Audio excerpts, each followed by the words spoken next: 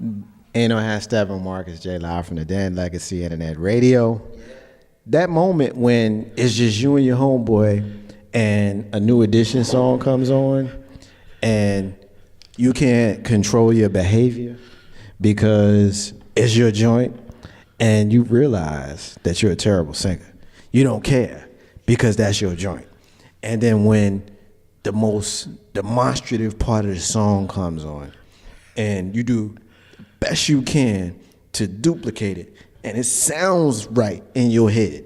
In your head, that's like that's dope. It's dope. And so that was what was happening. And so I didn't get an opportunity on the other side before we came out of this break to properly announce. You heard him on the intro and you heard him just now and Facebook Live. I don't know if y'all saw him, but because I don't think I pulled it up in time. But joining me in the studio is my brother. He's my partner. He's my friend. And I love him. And he's here with me tonight. And he's got a lot to talk about. He's got a roundtable he's going to share with us later on in the show. And he's also has an announcement that he's going to be making as well. I don't know at one point in the show he's going to make his announcement, but I'll leave that up to him to determine. But y'all know him as Big Rube. Yeah. I said y'all know him as Big Rube. Yeah. What's up, brother? Nothing, man. Life is beautiful. It's good to have you back in your home, man. Oh, it's good to be back in the den, my friend. It looks a little different, don't it? You know, it does. It's a little darker, but it's not like overpowering dark. It's just a little bit. It gives it that flavor. You like that? Oh, most definitely. Yeah, man. It's a lot of changes, man. Yeah, it's like my skin complexion. Yeah, it's beautiful. It's as Jay Grizzy would call it, it's like piss colored. Nah, man. See. That's what Jay Grizzy would say. I don't know why he would say that, because everything with Jay Grizzy is piss colored. I don't get it. I don't get it either. I said it random because if he was here, he would say it random. Because if his piss is brown, he got issues. Yeah, there's that's not good. There's a doctor's visit in his future. He need to go have a conversation with his internist. Oh yes, most definitely. You know, whether it's that color or if he's actually seen it in his eyes. Maybe he's colorblind. Maybe he needs to see his ophthalmologist. But yeah, but he's also up that age. It's time to get that checked. We all at that age, man. Yeah, man. I mean, he's a year older than you, and you're older than me. So, I mean, we're all around about the same age. Nobody wants that check, man. We're all 38 years old. 38. I wish. And you know, hashtag Marcus J. Live from the Dan Legacy Internet Radio. I've been teasing all night. We're going to talk about war. Big Rube, we got to have a conversation about war because of the President of the United States. Now, a couple of shout outs I need to get in that I gave to Facebook Live that we shut down. I gave it to them directly, but I want to make sure that I give this Facebook Live folks who checked in before the same accolades on the live air. So shout out to my brother Dan, who always checks on us on the show. He's a good friend of mine and he always supports us. So shout out to him. Shout out to my big cuz Tony in Jersey, who is checking us out as well. And shout out to our sister Vicky J, who is the lead of the Woke Squad, dope podcast that we have here on Legacy Internet Radio every single Friday night at 7 p.m. If you're not listening to the Woke Squad, you are absolutely doing yourself a disservice because they're witty, they're funny, they're dope, and they're on Legacy Internet Radio. So support them, support us, and that's what you do. So anyway, I want to have a conversation about war. This man has had a war on facts, a war on the president of Mexico, a war against the media, a war against the environment, a war against NATO, a war against Muslims, a war against the election system, a war against Hollywood celebrities, a war against women's rights, a war against China, a war against presidential etiquette, a war against refugees. Enough! The sitting president's continued flame-throwing and open hostility towards the world, both domestically and internationally, is increasingly raising tensions inside the United States and abroad while it's sowing the seeds of conflict, chaos, and instability all over the world, Big Rube.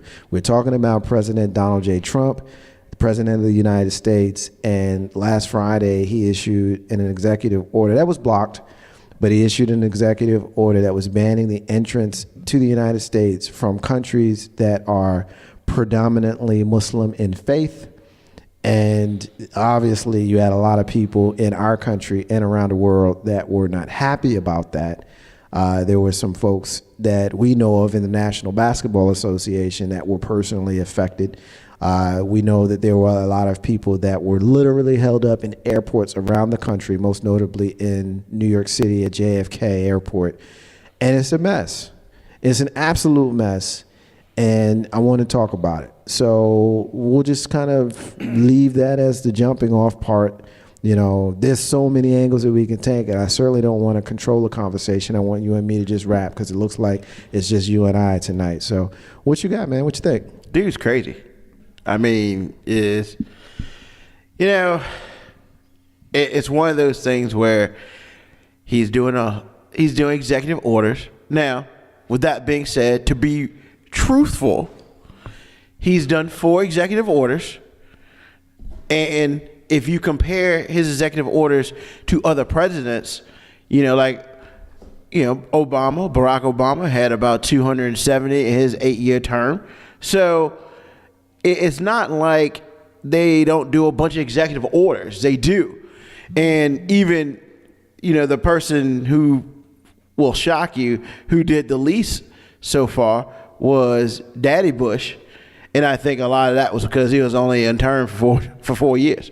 So executive orders happen. Now, personally, I think he's doing a lot of these executive orders when Congress is not really delving into things such as the president's power, and they're trying to fix some other things or unfix some other things or recreate some problems, that sort of thing. So they're kind of stuck in their own mess.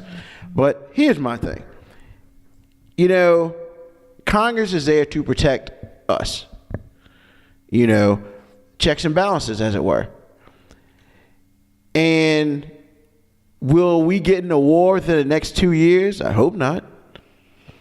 But I feel very strongly that if these things continue, the people who will have the biggest problem will be those up there at Congress, because a lot of them will be up for re-election in 2 years.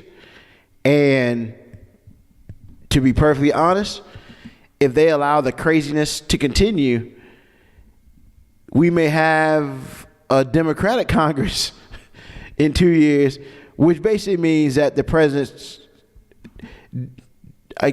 power will be null and void, So as far as all the war stuff, I mean, he needs to stop. He just needs to stop and just chill.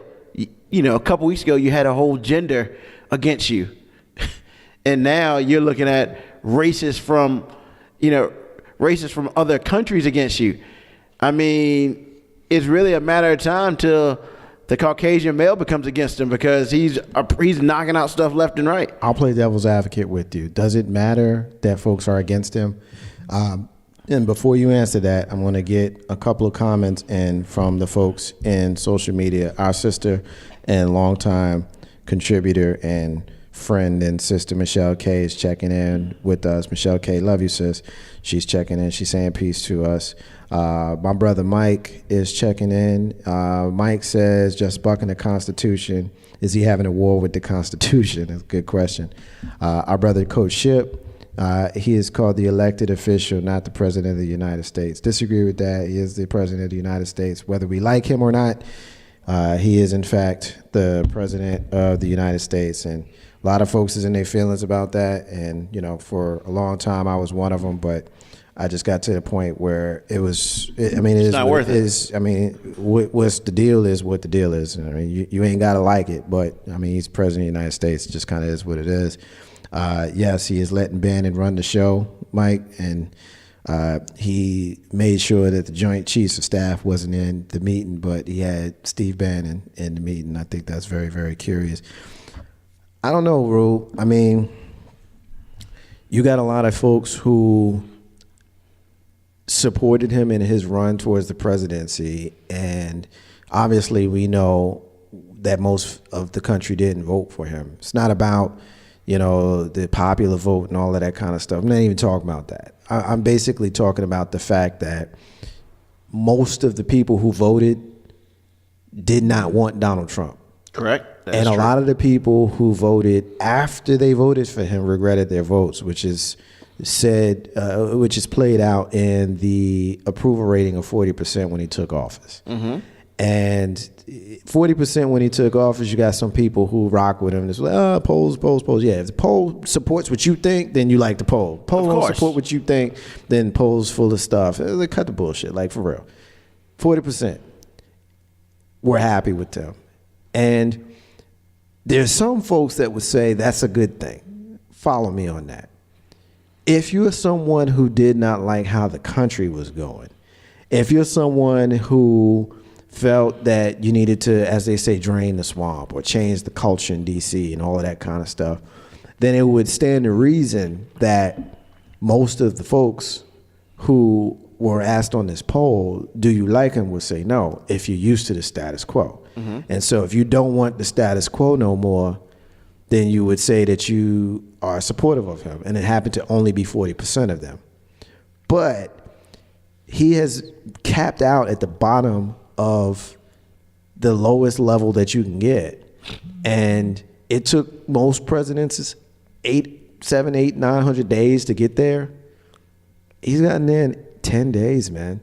And every single day he's been the president, you got somebody leading a march or somebody protesting or somebody griping or somebody. It's like this dude is on some other stuff when it comes to the things that he's doing. Now, again, I almost kind of feel like I'm rambling because this is what he does to you. Mm-hmm. And I also said a year and a half ago, this dude was brilliant, man. This dude is smart. You better be careful because he might mess around and win. And I remember people that I respect, people that I trust, people that respect me and that trust me, everybody thought I was crazy when I was saying it.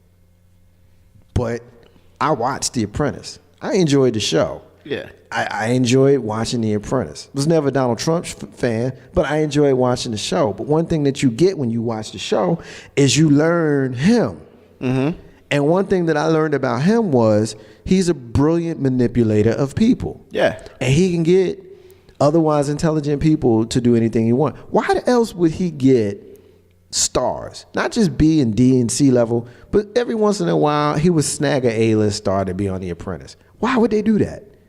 Because they wanted to rock with him. Correct. So what is it about him that made folks want to rock with him? It was that charisma.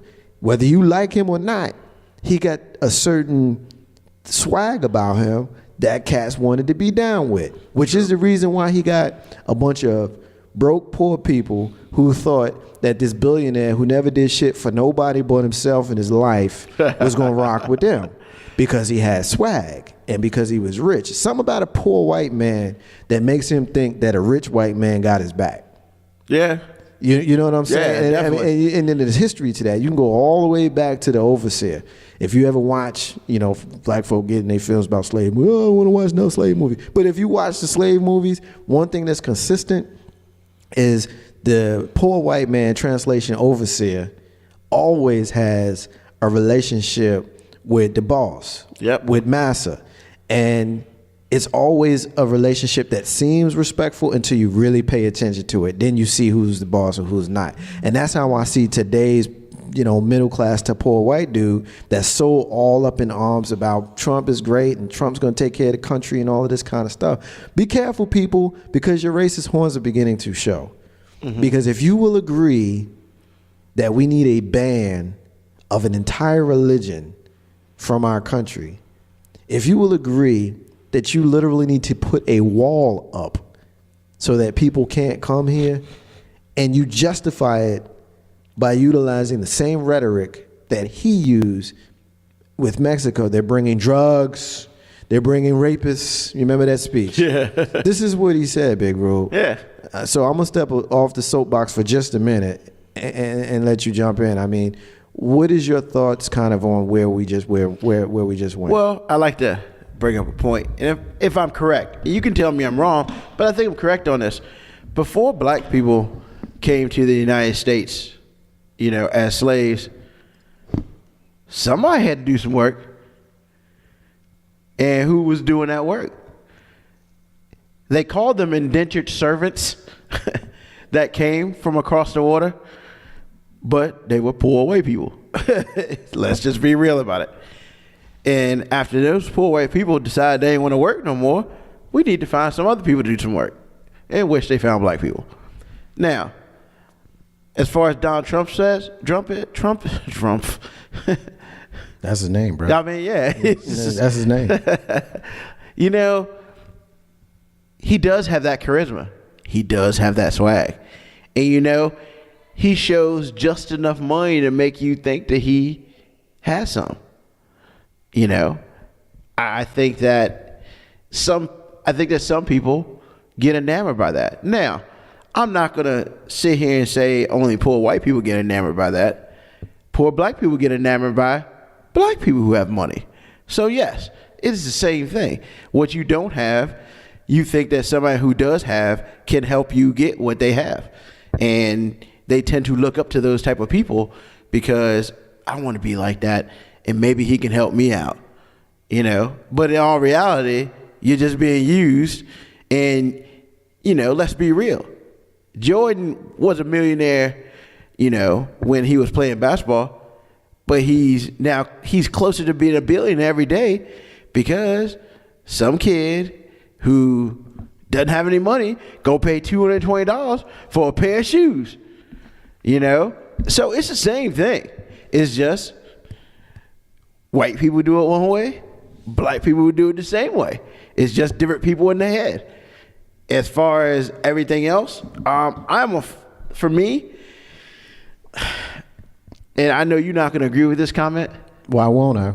Well, because you gonna say something crazy? I don't know if it's going to be crazy. Something crazy. I mean, I believe in the checks and balances of our government, and I hope that use correctly, the checks and balances of our government will save us. Because when it's all said and done, the checks and balances of our government are sound. As long as they are used appropriately, they should be able to get us out of any stupid problem that we get ourselves into. They should.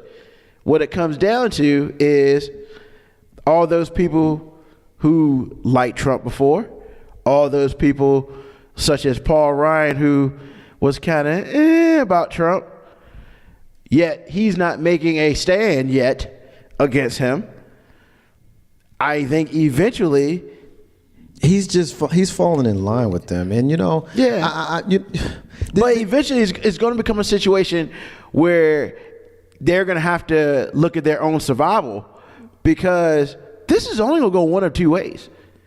This either is going to go great, and their constituents who believe in them are going to continue to believe in him, or it's going to go wrong and their constituents are going to be like, I voted for Trump. They're going to have some buyer's remorse. Well, I think a lot of them already having buyer's remorse because, you got some. See, here's the thing with politics, right? You get people who, we saw this with President Barack Hussein Obama. You got people who are going to 100% support somebody and not hold them accountable, which is bullshit. Mm-hmm. Because the essence of supporting someone is holding them accountable for the things that they do that you like and the things that they do that you don't like. And there was plenty that Barack Hussein Obama did that I didn't like. And I came on Ain't No Half Step with Marcus J, and I said so.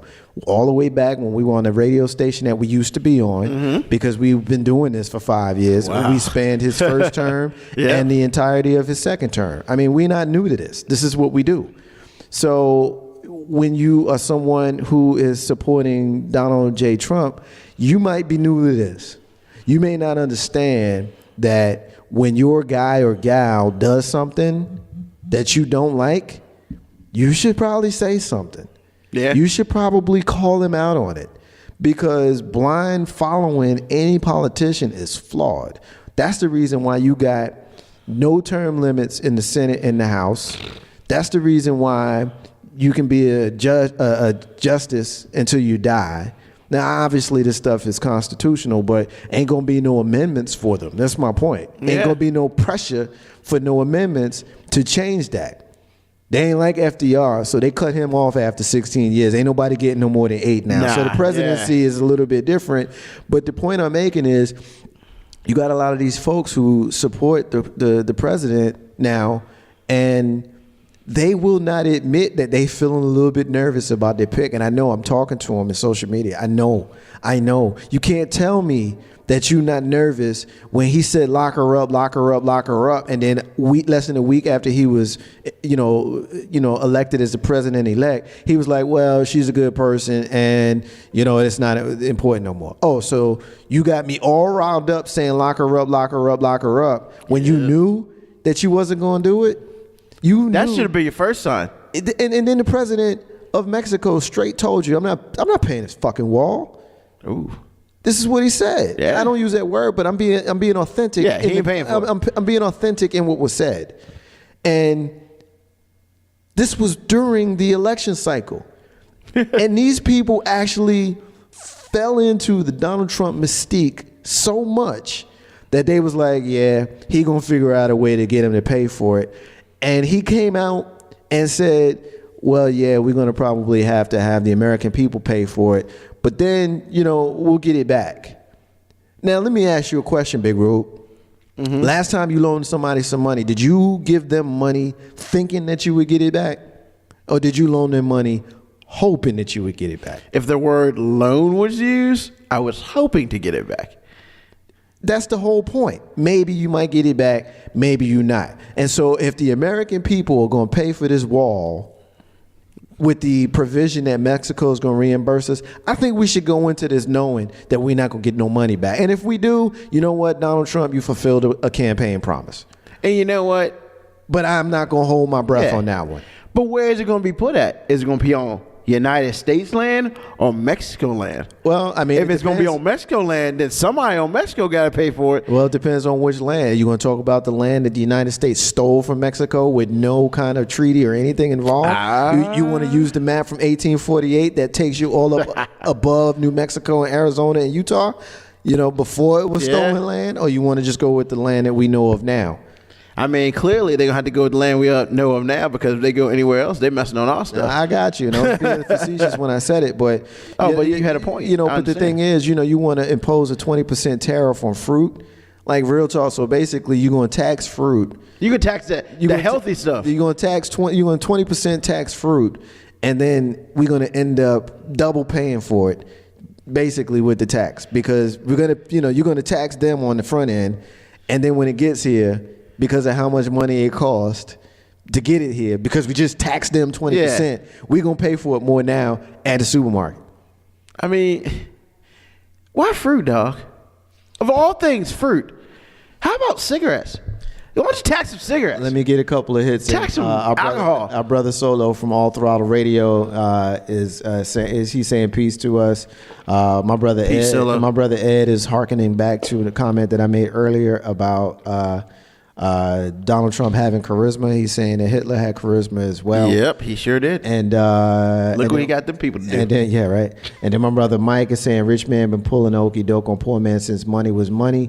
Trump is basically the new slave plantation elite, hyping up the poor people that would prefer to side with the elite, despite the fact that the system the elite profit from hurts them just as much as the minorities and quote unquote undesirables. Real talk, Mike.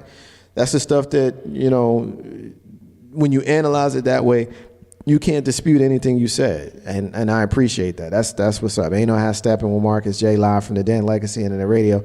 Rube, we do have to talk about the perception of Islam in the world and in the country, and the fact that of the countries that have been banned, countries like, Yemen and Somalia and where the refugees mostly coming from right now. That country is escaping me. Syria. That's the one that was escaping me. I'm not sure of anybody who came from any of those countries have been known to actually commit terrorist acts on a grand scale against the United States of America. but the people coming from those areas have been banned. Whereas Saudi Arabia, we know that most of the 9/11 bombers actually came from Saudi Arabia. We know that Osama bin Laden himself came from Saudi Arabia, and we also know that President Donald John Trump has a lot of business dealings in Saudi Arabia. So I think the obvious question that needs to be asked is this some sort of clouded, shrouded ban on Muslims versus refugees coming from those countries? Now, it's a loaded question, and I asked it that way for a reason, because you can't ban Muslims. No. That's unconstitutional. You cannot ban somebody from coming to this country based upon their religious practices. But you can, obviously, through an executive order, ban people from coming from a country. In theory, if you wanted to say nobody from France could ever come here, I guess in theory you could do it. Yeah. Which is essentially what he's just done. And let me just say this before you respond, and I'm going to look at the camera when I say this. Real talk, 804-402-2893 is the number to dial if you want to dispute this. It's 1.5 billion Muslims in the world. If they wanted us dead, our asses would already be dead, like for real. ISIS is less than 1% of that religion. Less than 1%, okay? So all you Christians out here, particularly you white ones, we want to talk about Christianity and we want to talk about the Ku Klux Klan. Do they represent you? Do they represent you? They still exist. The United States government made sure that the Black Panther Party don't exist no more, and they was founded so they could feed women and children and protect people from the Ku Klux Klan. They don't exist no more. They were infiltrated and destroyed. Ku Klux Klan to this day still exists. You know how I know? Because every once in a while I fucking see their asses. That's how I know. So let's talk about how a sect represents an entire religion. ISIS represents Islam. Come on, man. Come on, man. Big Rube, what you got, man? Ignorance is bliss, man. That's real. And we got a phone call. That's what I like to hear. Caller, this is Big Rube. Ain't no half Stephen Marcus J. Please state your name and why you calling in and talk to us. This is Kyle. I actually was just on the call for the bridge, but I wanted to call and chime in on the war and the presidency and all of that. Kyle, what's up, brother? How you doing, man? Thanks for calling back. Yeah, I decided to stay on. When I heard the topic, I'm like, oh, they about to get it in. Yeah. Sorry about the bad words. I got a little fired up. Oh, man, I don't worry about that. But no problem.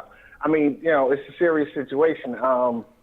I think that, you know, I avoided looking at a lot of news articles and news programs after the election. You know, I was not a Hillary Clinton supporter, but I voted for her. And, you know, when you look at these shows now, when you listen to satellite radio and like Urban View with Joe Madison, some of these other folks that we have out here talking, and you hear this outrage, and oh, we can't believe it. You know, for the past year or so, I've been looking at comments on stories with all the police shootings. You know what the majority of those comments said? They deserved it. And this is not on Fox News. You know what I mean? Like, it wasn't on strictly conservative. It was on Yahoo. Yeah. It was on the Washington Post website. You know, comment after comment. Yeah, he was a thug. Talking about a 12-year-old boy. And we're kind of in a situation now where legitimately what we're looking at is an advance of white supremacy. You know, it's been softened, you know, through the Republican Party over the years, you know, to try to appear moderate. But their agenda, if you look at their platform, you know, issue for issue on their platform, it amounts to either one of two things: more white life, less black life. Never any policy you look at, if you think of it in terms of, or black and brown life, if you look at any policy, Trump is advancing that agenda full force. You know, he's doing things in office now that I wish, not specifically the things, but he's carrying himself in a way in office now that I wish Obama would have done when he first got in and had control. At least he would have. He At was least he could have done it at the end when he was a lame duck, and done some stuff like instead of sending that 200 million or billion or whatever it was to the Palestinians in another country, Right. he could have spent that money in fixing the water in Flint. He could have spent that money working on his hometown of Chicago, where the murder rate is outrageous. He could have spent, instead of pardoning what's the transgender military dude who Chelsea gave all the Manning, secrets. thank you. He could have freed Mamiya. He could have freed, Kwame Kilpatrick, who did some real bad stuff, but like 40 years or whatever he got for what he did. got railroaded. I mean, come on, man. Ray Nagin, Jesse Jr. I mean, I'll do you one better. He could have just gone ahead and pardoned Marcus Garvey. that's all he had to do. He didn't even do that. He didn't even do that. And I'm I'm somebody who has been very clear in my support of number 44. But as I mentioned earlier, I'm also someone, brother, who makes it 100% clear. I'm going to support you and I'm going to challenge you. And if you do what I think is right, then I'm going to say you did what I think is right. And if you messing up, then I'm going to say that too. And I'm going to come on this show. If Donald Trump does something that I agree with, I'm going to say Donald Trump did something that I agree with. Because I don't like the guy, because I've never liked the guy, because I didn't vote for him, doesn't mean that he's not capable of making a decision that I may end up supporting or liking. This is where we got to be grown-ups as people, as Americans, you know what I'm saying? Because the truth of the matter is, we here, man. Ain't nobody going back to Africa. Ain't nobody leaving the country. All of those conservatives like Rush Limbaugh and them talking about when Barack Obama was elected president, man, if he's elected, moving to Canada. And then all of these black folk talking about, we're going to share a boat back to Africa if Donald Trump gets in. Like, it might be funny in a meme and social media, but this is some real shit, man. And we don't need to be playing. Like, for real. Well, you know what I wouldn't discount is that there are programs in Ghana, in Nigeria, in other Western nations where they're literally saying, "Come home." Yeah. Going back to Africa ain't looking like a bad idea because this is about to be. But we fought for this. Our ancestors died for this. But you know what, though, brother? Who African countries got that set up? I mean, in real talk, that's how Liberia got set up in Africa. Like that's how. Right. But the reality is, who gonna do it? Now, there are some people who have done it. There are some people who have done it. But just take a look around your network and your circle. And I'm saying you, and I'm gonna say you to Big Rube, and I'll say you to myself, and just people we know. Who gonna do it for real? But they're gonna sit here and they're gonna complain instead of make themselves part of the solution right here. Because if you're not going and all you're gonna do is complain, then I can't really say anything about you because you're not really, you mentioned Joe Madison earlier. Obviously, you know who he is. So what's his question that he asks every morning? What are you going to do about it? What are you going to do about it? What are you going to do about it? I mean, he spends most of his show yelling at his callers, but... Yeah, I know. That's why I don't even call him no more. Every time I called him, I got through the conversation and it didn't end bad. But the one time when he gives me the business, I'm gonna be mad, and you know what I mean. You know what I mean. I love him, man, and I listen like all the time. He's one of my. But at the end, it went left. Say it again, brother. I said my call into his station started off going good. He kind of tried to get at me about. I said something about history is going to be a better indicator of Obama's success in office than journalists or then the newspapers and then all of that. And he was like, well, of course, him being him, he's being like, well, you can't say that the journalists aren't going to necessarily, be able to reflect that. I'm like, yeah, but in the end, facts are going to be facts, minus the spin, minus the interpretation, minus the punditry. And in the end, you're going to look at just straight facts. Like, this is what he did while was in office, and these are years down the line how it had impact. Right. Now, currently, they're going to work to erase any part of that black president's legacy. It is, and I say all the time that there's no coincidences or happenstance in Washington. Right. Let me ask you. Nothing happens by accident. Go ahead. I'm sorry. Let me ask you one more question before I let you go, brother. Yes, sir. A lot of people a lot of armchair pundits and folks who get their news from Facebook and social media. And I say that with all due respect because I'm going to step on a soapbox for a minute before I ask you my question. A lot of folks just develop social consciousness with social media. You know what I mean? Your social consciousness has come from social media. And, you know, there's some of us who've been in this game and in this fight since before the dawn of social media. When you get your news from Facebook, I have a hard time having a conversation with you. Right. You know what I mean? Like sometimes you need to get your news, not even from America, about America. So I don't know if you read the BBC and stuff like that. And, you know, the Al Jazeera. Al Jazeera is a good one as well. And so having said all of that, when you think about President Trump and you think about his legacy in the next 4 years after having seen what he's done in the last 2 weeks, do you think he's going to last 4 years? And if he doesn't, what is it that's going to make it so that he does not? I know that's a loaded question, but I'm going to put you on the spot, my brother. Okay, now I think I got this. I think that his level of discipline is not such that he can, he doesn't have the discipline to be a full-fledged president. I think I like to think that we're going to get to a point where, or better yet, I'll put it this way: when business feels the impact of his policies in a negative way, that's when you'll start to see a significant change. Right now in this country, business controls our politics. Right. So if he's saying 20% markup on Mexican goods coming in, okay, 20% markup. Businesses are going to have a problem with that. You know, he wants to build a wall. Who do you think going to build a wall along the southern border of the United States? A bunch of Mexicans. You ain't damn Mexicans building that wall. They're going to use Mexican steel, Mexican concrete. Oh, that wall's going to be a Mexican wall. Maybe that's what he meant when he said Mexicans going to build a wall. Maybe that's what he meant. See, it's going to have doors and everything.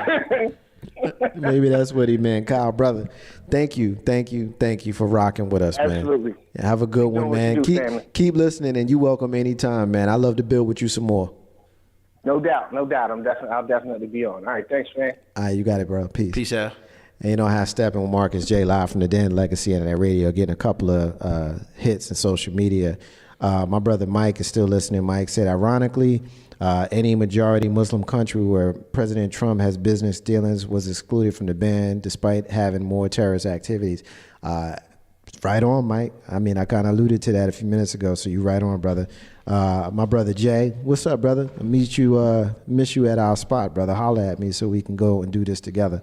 Anyway, Jay says, impeach him. It is the question of his moral turpitude. He's running his country for him, by him, without the interest of anyone. Hey, that might be the comment of this piece, man. And so there's a lot we can get into. I think, honestly, if I'm going to be a little bit selfish and talk about President Donald John Trump, I'm going to say that I'm glad that he was elected president for one reason only. It's going to give me something to talk about every week. Oh, yeah, the media loves it. On Ain't No Half Stepping with Marcus J. Oh, man. Every single Monday night from 7 p.m. to 9 p.m., 9:30 or whenever we finish. Gold mine. I'm going to have something to talk about every week. Not just you. Tavon, I got something to say on Saturday. I have something to talk about. All Throttle Radio been dedicating their show partly to President Trump for the last few weeks on Thursday nights. The Woke Squad on Friday have been talking about President Sunday's Trump. gonna get some words. Tomorrow on Enliven Radio, a very, very special show that they're dedicating solely to President Trump, and they're looking for Donald Trump supporters as well as Donald Trump's detractors, and we're looking to have that discussion in a very respectful way. But we're looking to have that discussion tomorrow right here on Legacy Internet Radio, on Enliven Radio. And so, hey, man, Donald Trump is keeping us moving, not just on this station, but beyond. And I'm not saying that because I'm happy about it. I'm just saying that's what it is. I'm going to have something to say. So shout out to you, Tavon. You got something to say. We got something to say. So peace. My brother IC is still listening. He said, This is why I love the brother, man. As he said, like someone can't scale a wall, but they're creative. More tunnels are coming. Hey, look, I mean, you might be on to something, brother. Underground Railroad. You might be on to something. Ain't no ask that with Marcus J. Live from Dead Legacy and that radio. All right, I want to move on a little bit. Spend a few minutes talking about something else other than President Trump. Back in 1950, whatever year it was, 1955, August 24th, 1955. I'm going through my memory banks here, y'all. I'm going through my little computer brain here. August 24th, 1955, Emmett Till went into a store to buy some gum. And the story has always been told that he whistled at a white woman named Carolyn Bryant. She was then a 21-year-old who was in the county store in Money, Mississippi. Bryant's husband and a second man later tracked Emmett Till down, shot, bludgeoned him to death, and were acquitted by an all-white, all-male jury after an hour of deliberation. During the trial, Bryant testified that Till had also made physical and verbal advances toward her, a sensational claim that worsened tension over the case. But according to a 2007 interview newly revealed in the book, quote, The Blood of Emmett Till, Bryant admits that it never happened. Quote, that part's not true. This is what she told Timothy Tyson, who's a writer, according to Vanity Fair, though she claimed that she could not recall what happened the rest of the evening at her husband's county store. The Chicago boy, of course, was there visiting his family. She says nothing that boy did could ever justify what happened to him. She's now 82 years old. She's now known as Carolyn Bryant Dunham. Her court testimony was out of earshot of the jury, but helped to frame the case publicly. She testified that Till had grabbed and threatened her inside the store, and that he had used an imprintable word when he told her he had been intimate with white women before. I was just scared to death, is what she told the court. Two killers admitted their guilt after they were acquitted. Emmett Till's murder, of course, became the flashpoint of the American Civil Rights Movement. His mother even insisted an open casket funeral, leading photographs of his battered corpse being spread across the country, which helped focus attention on what was happening in the heart of the country. In 2004, the FBI reopened the case to see if any accomplices could be hauled into court, but a grand jury decided 3 years later that there were insufficient evidence to pursue any charges. Bryant went into hiding after the trial, divorcing and marrying twice more, remaining mum on the case until she gave the interview with Tyson. She told him she felt tender sorrow for Emmett Till's mother, Mamie Till Mobley, who died in 2003. But he doesn't mention if she expressed guilt or ever apologized. Civil rights pioneer Rosa Parks has said that she thought about Emmett when she refused to give up her seat in that bus on Montgomery a few months after his death on November 1st, 1955. The shocking crime was memorialized in Nobel laureate Toni Morrison's play Dreaming Emmett, a Langston Hughes poem, and a song by Bob Dylan. The whereabouts of the now 82-year-old Dunham are unknown. Quote, the case went a long way towards ruining my life, is what she told Vanity Fair. I got that article and most of what I just read from the New York Post. So I want to give credit to the New York Post and author Yaron Steinbach. Big Rube. The woman who got Emmett Till killed said that she made that shit up, man. I mean, are you? No, I'm not. But I was going to say, are you shocked? I'm not shocked. But I want to talk about the fact that the woman who said what she said about Emmett Till whistling and grabbing, and we know how dudes talk. He probably said that he was banging white girls. Yeah, I know how to make a white girl feel good. Yeah, exactly. I mean, we know how dudes talk, even though we know that in 1955 in freaking Mississippi, ain't nobody saying that. Not at all. But if he was with the homies, that's probably what he would have said. I mean, come on, man. Come on, man. The funny part is like, some people are probably shocked by the fact that she lied, and I'm just like, I mean, I don't understand why you would be shocked. We're talking the 50s. We're talking women have very little rights, almost less than black people. If you were told as a woman to say something, it's not like you had choices, you know. And she carried the guilt for however many years. But it doesn't matter how long she carried the guilt because Emmett Till is dead. Regardless of what she said up there, Emmett Till is dead. She couldn't bring him back.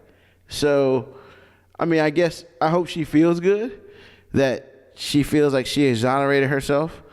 You know, I can finally talk about it and blah, blah, blah. But, I mean, to be honest with you, you know, if anything, it just makes you more upset. But realistically, there is nothing we can do about it. Great. You know, he didn't do anything to you. Thanks for telling us, 60 years later. Appreciate it. You know, you probably should have did that back then. But when it's all said and done, she won't go throw her people under the bus. She did what she was told. Just like back then when, they told slaves to do things, they did what they were told. And at that point in time, she was just as important as a slave. That's the crazy part. Yeah. She was a slave. Yeah. She literally was a slave at that point. Yeah. Because they told her, yo, I want you to say that this happened and that happened. And that's why we decided to kill her. Probably the only thing he did was look at her. And somebody got upset. Because back then, that's how it was. That's all it took. Yeah. What you looking at, boy? Boy. Yeah. And then he probably said something that he probably shouldn't have said. Or he didn't say anything that he probably should have said. And they got more upset about that. So in order to cover their tracks, hey, I need you to say that he did this to you. Emmett Till was born in 1941. My father was born in 1942. Emmett Till was from Chicago and had family in the South and went down there in the summers. My father was born in New Jersey and had family in the South and went down there in the summers. And I've had conversations with my father, not so much about Emmett Till, but certainly about this time frame and the climate and things like that. And he shared with me conversations that he would have with his ancestors, who were living ancestors now, about how to conduct yourself and things of that sort. And it's humbling for me because that could have been my father. Mm-hmm. Emmett Till was 14 years old. I used to be 14. You used to be 14. Yeah. My daughter's 13 now. Sometimes you say stuff that you probably shouldn't say, but you don't think about it because you're 14. Mm-hmm. And so that could have happened to my father. And it wouldn't be no Marcus J. It wouldn't be no Legacy in that radio. It wouldn't be no Ain't No Half Step on Marcus J. What could have happened if Emmett Till would have been allowed to live? What kind of future would he have had? What kind of children would he have had? What would have children have done? Would they have been doctors? Maybe his son would have been the first black president of this country before Barack Obama. Would his son have been an astronaut? Would his son have been a drug dealer? Would his son been a murderer? Would his son have been a person that takes your tickets at the movie theater? Would his son have been a cop? Would his son been a mall attendant, a janitor? Maybe his son would have been a brilliant scientist. We don't know. We don't know because this woman lied about something as small as a kid whistling. Emmett Till's cousin, his cousin called in the Joe Madison show this morning. I was listening, and one of the historians also was on the show this morning, and I'm paraphrasing, but basically what they were saying was the incident in the store was nothing. There was nothing to what happened in the store, and the whistle came from the fact that Emmett had a speech impediment, and when his mother told him that if he was trying to communicate and he was having difficulty, he should whistle to get his point across. And the whistle allegedly may have been him trying to communicate with this woman after she left the store. Who knows if that's true? But it's an explanation for this alleged whistle. Just think about that, man. That's just crazy to me. I'm going to throw something else on top of that. He might have been killed simply because he was trying to do the right thing He did absolutely nothing wrong, and he carried himself accordingly. And because he carried himself accordingly, he did not allow people to throw him off what his father might have told him. Right. They got upset about that. Maybe. But, I mean, the woman said he didn't do anything in that store to deserve what he got. But that was a lynching, man. Of course. Just think about the capacity. We're only talking about 60 years ago, 62 years ago.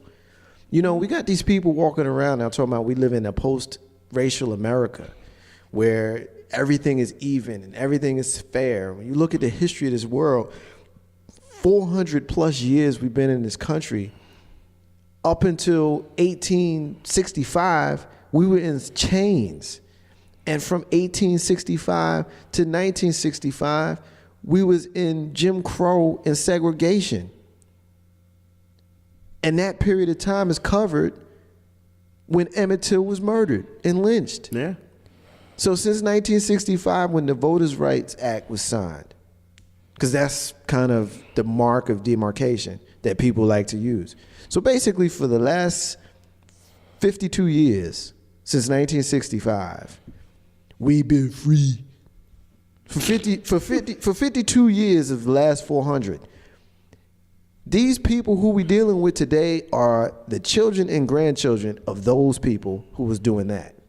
I'm not saying that to say that everybody's messed up, but that legacy is still there. And if I can carry the scars of listening to my father tell me stories about how he was fearful and how he came back from the war and had to drink from, not the war, but from the service out of the country and had to drink from certain water fountains.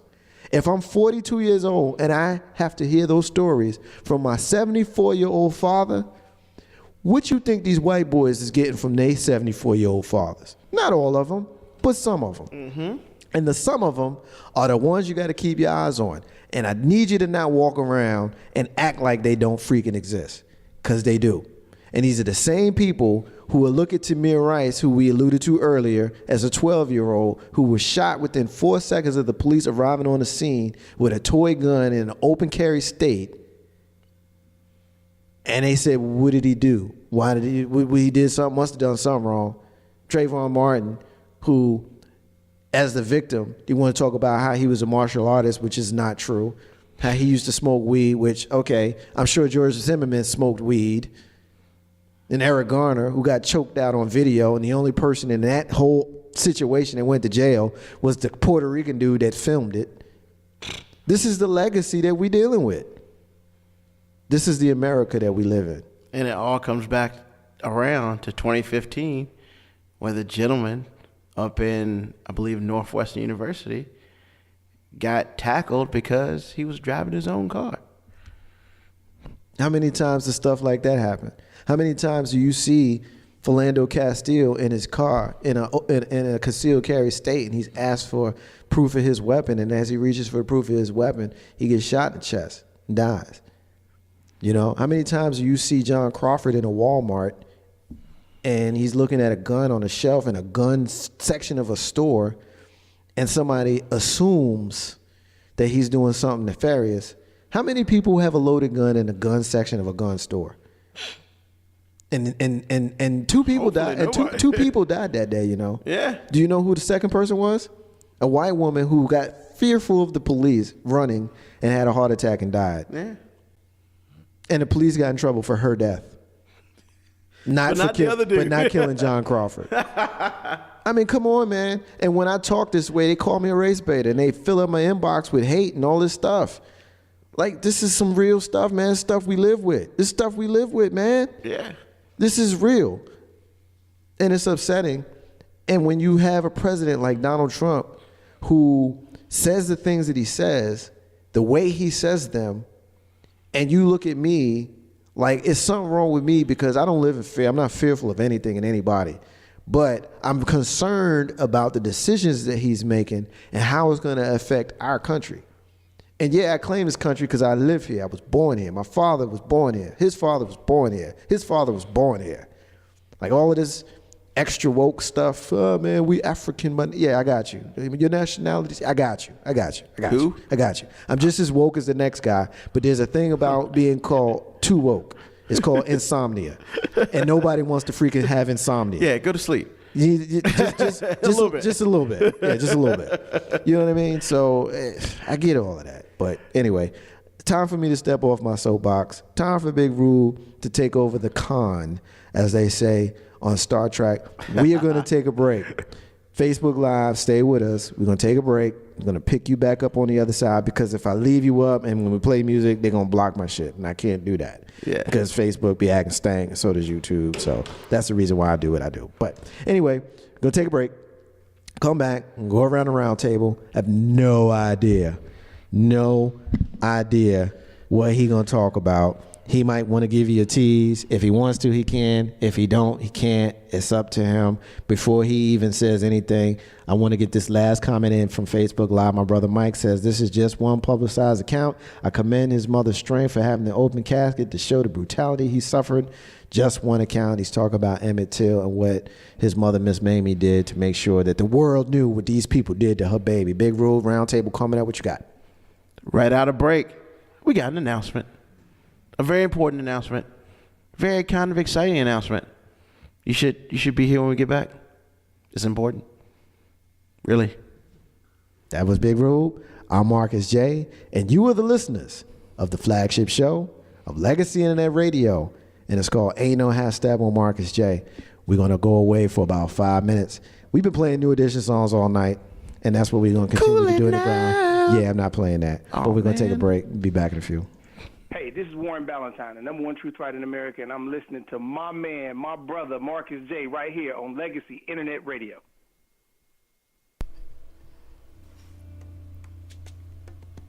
Holistic care for the mind, body, and spirit. Free Spirit Enterprises, LLC is a parent company for Organic Creations, Jewelry by Design, Miller Publishing, and Consultation Services. Organic Creations offers you the best in natural, homemade skin and hair care products. Jewelry by Design allows you, the customer, to design your own jewelry, as it is custom made just for you. Thinking of self-publishing a book or novel? Check out Miller Publishing and Consultation Services. Free Spirit Enterprises is where holistic care meets mind, body, and spirit. Visit us at freespiritenterprisesco.biz. That's FRESPIRITENTERPRISESCO.biz. Or you can call 804-252-6562. Like us on Facebook under Free Spirit Enterprises, LLC.